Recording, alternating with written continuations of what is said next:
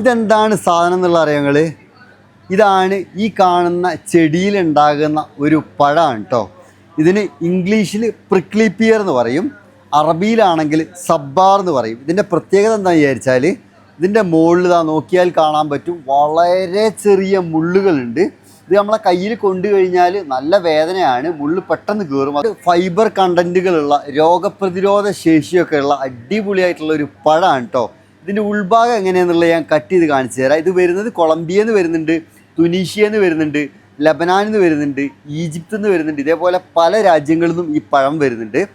ഇതാണ് ഇതിൻ്റെ ഉൾവശം. ഇതേപോലെ തന്നെ മഞ്ഞ കളറും ഇതിൻ്റെ ഉള്ളിൽ വരും കേട്ടോ.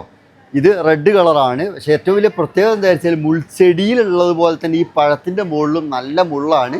ഇത് തൊട്ട് കഴിഞ്ഞാൽ കൈയിൻ്റെ മുകളിൽ മുള്ള് കയറുകയും ചെയ്യും. നല്ല വേദനയാണ്, ഒരു കടച്ചിലുണ്ടാകുന്ന വേദനയാണ്. അപ്പോൾ ഇതാണ് പ്രിക്ലി പിയർ. ഇംഗ്ലീഷിൽ പറയും, അറബിയിലാണെങ്കിൽ സബ്ബാർ എന്ന് പറയും.